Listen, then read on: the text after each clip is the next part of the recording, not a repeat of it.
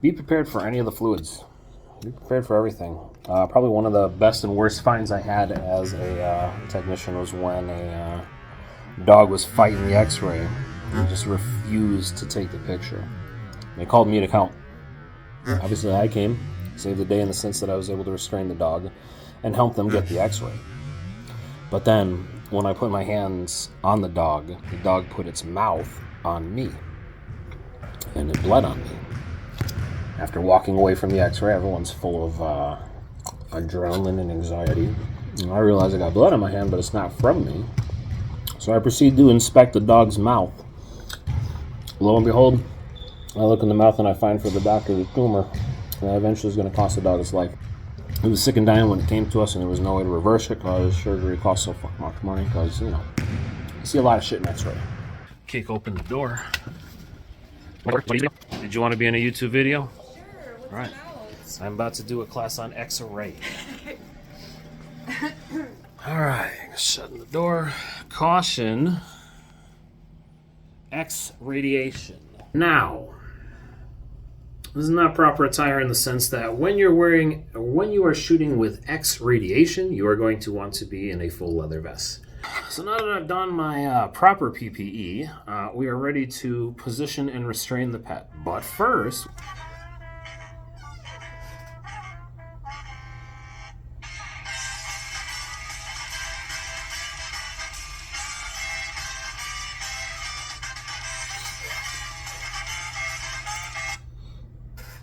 hello Internet, Mr. BPG here, and still out in the field, still working, keeping busy.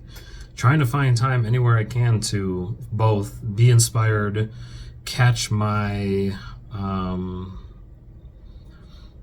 muse, if you will, and just set up to record. So decided I'd come to one of my hiding holes where I perform some of my skills and do a recording from there because, why not? Show a different background as you continue to see me try to make sense of the story. So let's get back to it. Interior car morning. Dre drives the parking space very quickly. He and Ryan run from the car to the back booth door. I believe where we left off was the daughter finding out that the father's first diaper change was with a 90-year-old Betty White. And she's laughing at him, and they're having a moment where we go back into the present time where Dre is reading to his daughter a bedtime story. And then we quickly get back to the Booth Monkey story, which is in the projection office morning. Dre and Ryan have been searching through the office, and the office is looking for Bullshit, which is a movie. I can't believe that this movie is just a myth, said Ryan. It can't be. It's not a myth. Ed used to train me on how to load a projector in it, using Ed, says Dre. That's it. We need to find Ed, says Ryan. Maybe I'll switch those lines so that Dre is the one who makes a decision to find Ed. So we cut to the interior of Jenny's office day. Interior, Jenny's office day.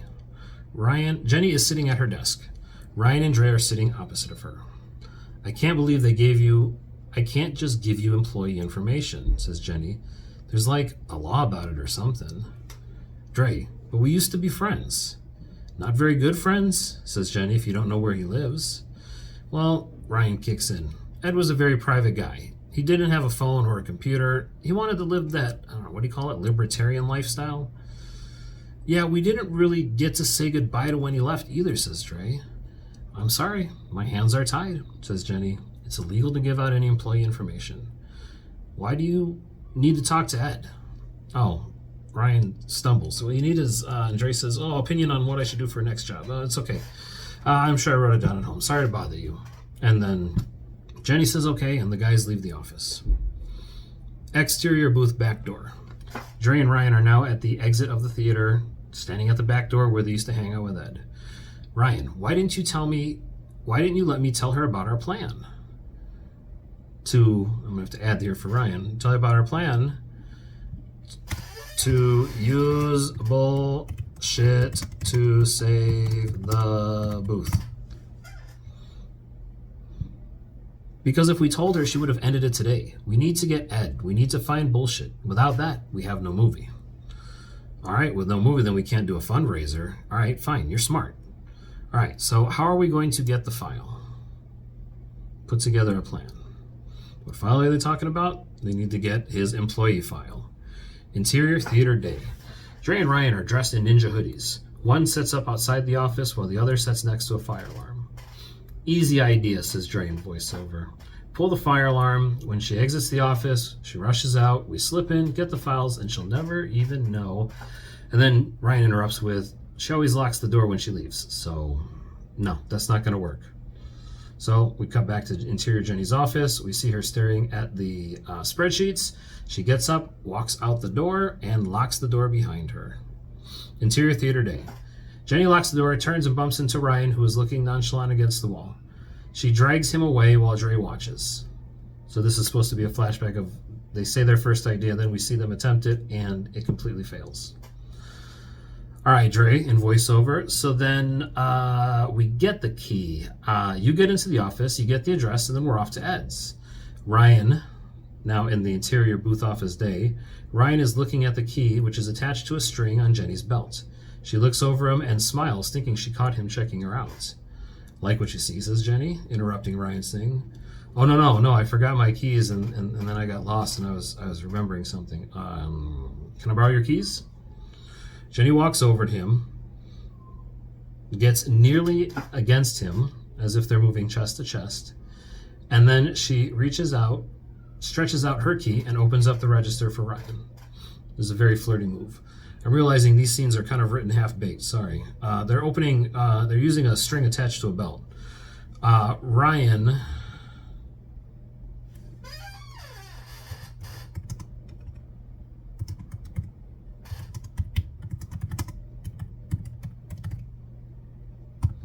Ryan doesn't have his keys, so he thinks, oh, I'll borrow her keys, and then instead she just reaches across him with her key in a flirty way and opens the register herself. So, interior theater day, we see various setups using Jenny with her key on a string.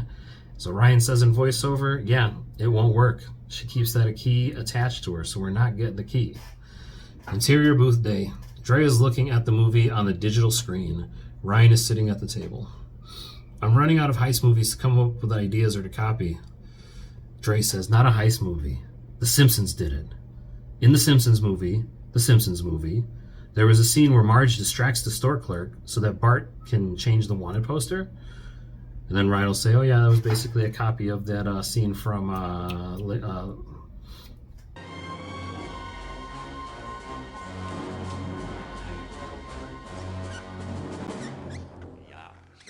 Lots and lots of beef jerky. That's right. That's what we need. That's all we came in for. Sure. Oh my God, there they are! So Jenny's the clerk, you're Bart and I'm Marge. Yeah, you keep her distracted and I'll sneak in behind and we'll grab the file. We'll just sort of like, play a little bit of okie doke. So make her look over at you while I sneak in behind. How am I supposed to distract her, says Ryan. And then we cut to the interior of Jenny's office later. Jenny is at her desk, still using her mouse and computer to move items to an Excel spreadsheet. Ryan walks into the room awkwardly. He walks very funny because Dre is scrunched up behind him, turned perpendicular to Ryan, so that Jenny can't see Ryan from Dre's position. From Jenny's perspective, she looks up and sees only Ryan, walking very awkwardly closer and closer to the desk. What now, Ryan says Jenny. Oh, there's just nothing to do now, so theater is automated and there's so much more free time. Maybe for you, says Jenny. I still have to figure out what theater is going to play which movie. It can be a pretty frustrating job. What the heck is that? Is that a spider? Says Ryan. Really, where? Right behind you, says Ryan. Really, a big scary one? Is it a big scary one, says Jenny. Jenny refuses to turn around because she's staying focused on her screen. She's not even afraid of spiders.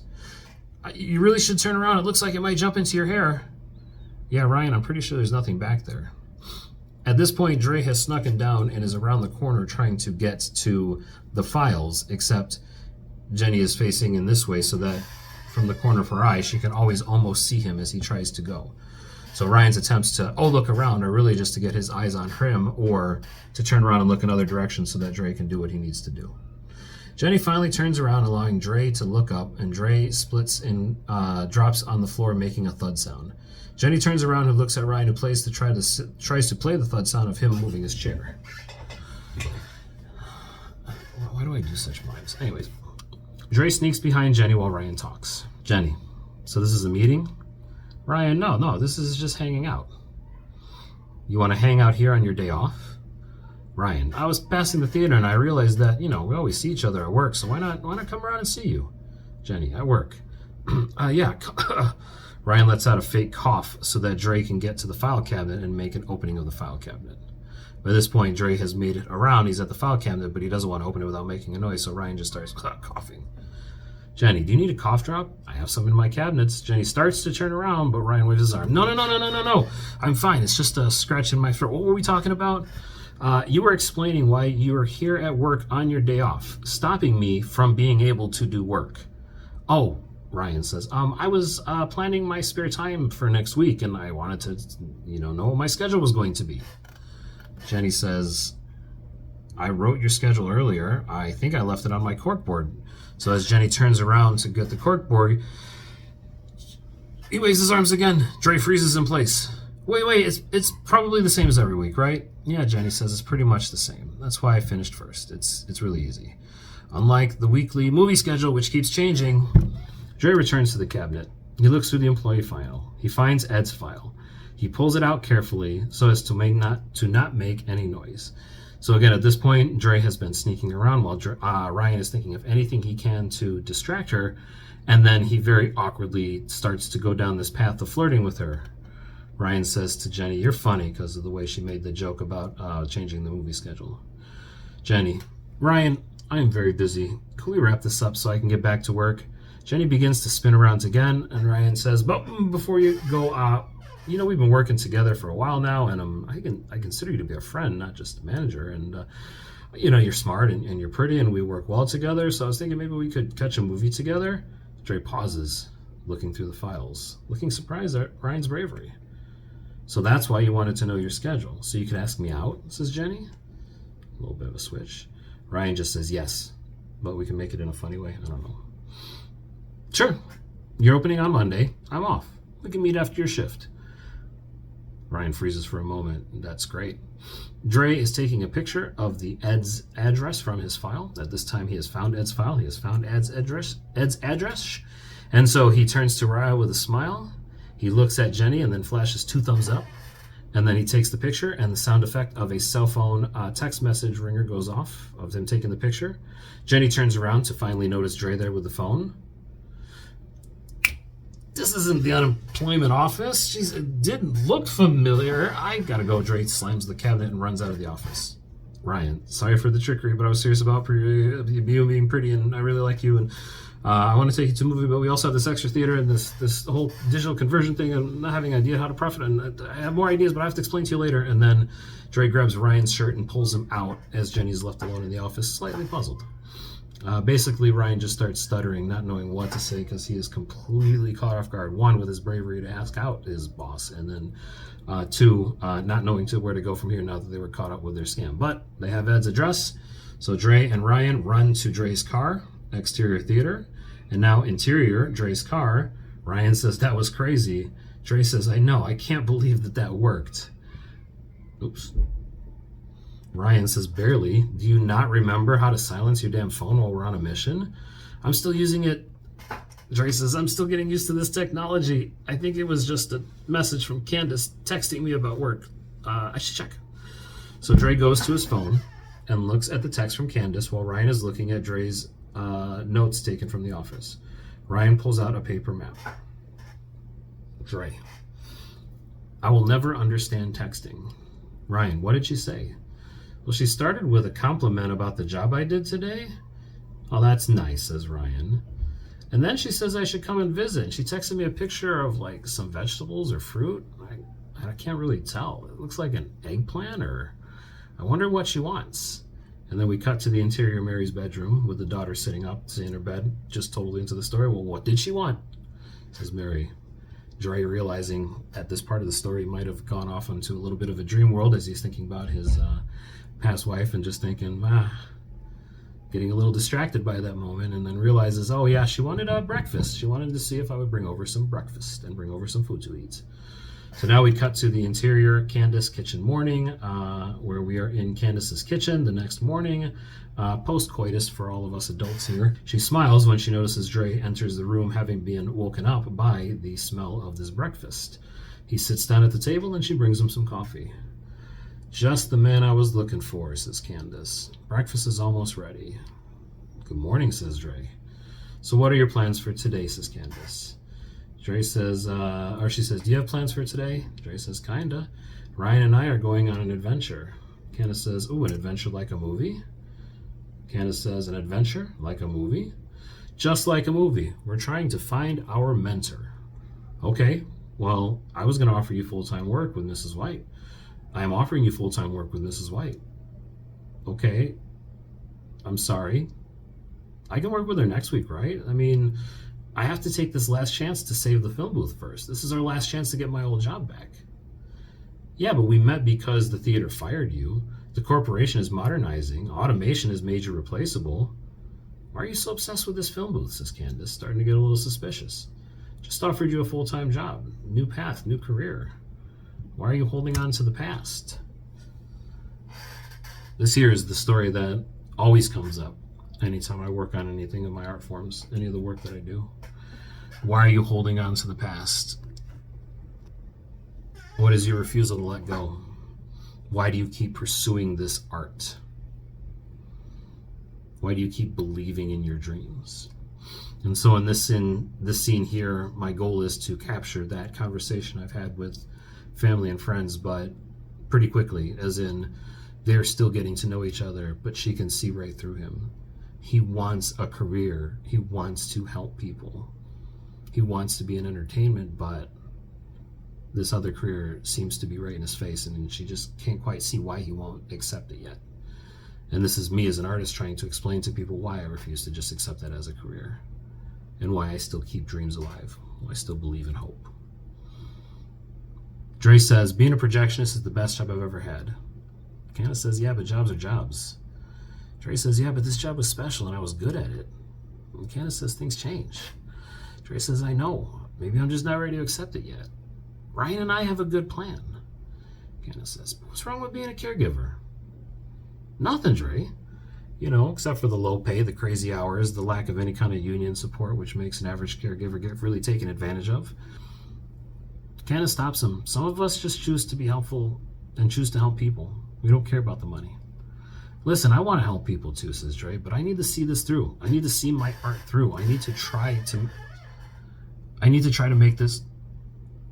I need to try to have this one last chance at making this art work before I just give up on it and spend the rest of my life caring for others. I have this one chance to make something for myself and my friends where I want to be. Listen, I want to help people, says Dre, but too, I need to see this through. Candace says, I'm just looking out for you. I don't want to get your hopes up and then for you to get crushed when it doesn't work out. Caregiving will be there for you in a minute. I'm just looking out for you. I don't want you to get your hopes up and then see you get crushed when it doesn't work out. I'm offering you full-time work that'll be consistent the rest of your life if you're willing to take it. Dre pauses. You don't think I can save the booth? I didn't say that, says Candace.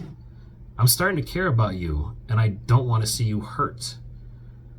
I've worked with these companies before, and I know what they are like, and I know what it's like to be eliminated from an entire job. They're never going to bring your job back. It's a cruel march of our society moving forward. I can't not try. It's the best job I've ever had. If we have any chance at saving it, I want to see if the plan will work to get my job back. I believe in you, says Candace, but you better not miss work. You're starting on Monday.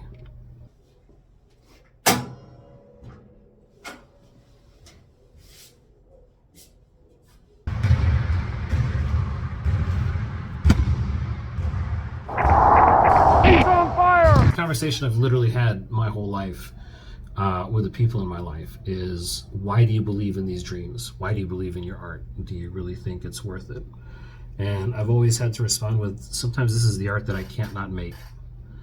Even this story here, The Booth Monkeys, is a collection of my best jobs, my worst jobs, but my experience in this modern American economy.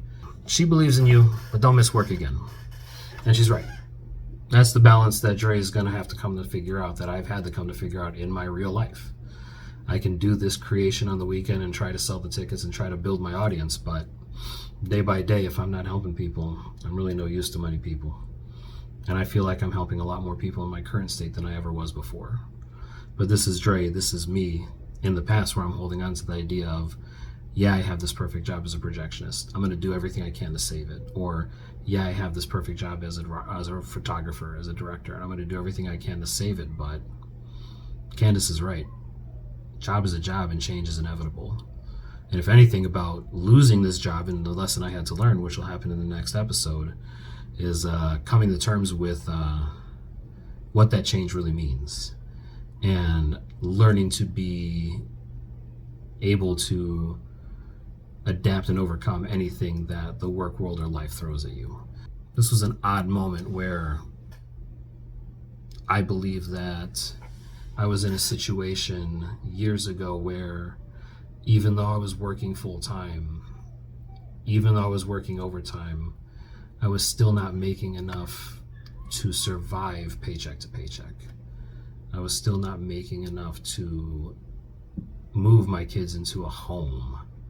They had a home, move them into a house, to have space, to have a room for each one of them. And I felt that I was failing them being stuck in a full-time job where, even though I worked overtime, it still wasn't enough to survive. And they also refused my ability to go out and find money on my own.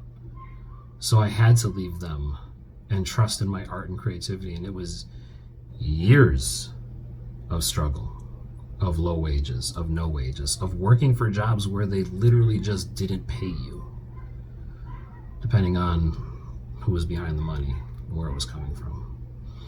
And I can't account for most of that anymore. This is literally my last effort of working a full-time job and using my free time to try to make this story, in hopes that if you enjoy the script part, if you enjoy the way I'm describing this and where we're going with this, yeah, it's a father telling his daughter about the story of his mother and how they met in my own way, but it's also the story of watching the industries march on and watching characters learn at a young age that need to be able to adapt and overcome. Hopefully with an audience catching that message, especially the audience being my own children, who I'm trying to teach with all of my writing and all of my work. Puppies are getting excited in the room next door. I bet you can hear them barking, so it might be time to take a break. For those of you following along this far, thank you. And for those of you just checking in, get caught up. We're like page 70 of the script here. We're getting right towards the end. We just have a couple of more touching moments to get through before we get to the finale. So thanks for watching, and I'll see you next time. Who knows where I will be.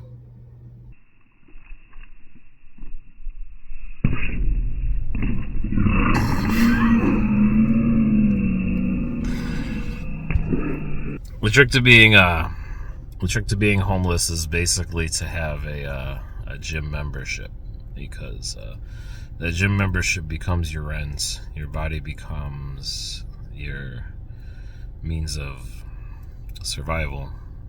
You realize the only things that you can pay for are food, and you just keep going, hoping that maybe that next day you'll sell a few more tickets to whatever project you're working on. Then you spend a bunch of years working on other people's projects and never working on your own, so God, keep getting distracted. Booth monkeys then? You gonna get this ball, huh? I hope I bite the ball. Go get it. I'm gonna shoot it. I'm gonna score. Score. Get the ball, Tiger. Tiger got the ball. Are you gonna break my ball? You gonna eat my ball? You gonna eat my ball? Give me that ball. Give me that. Give me that. Give me that.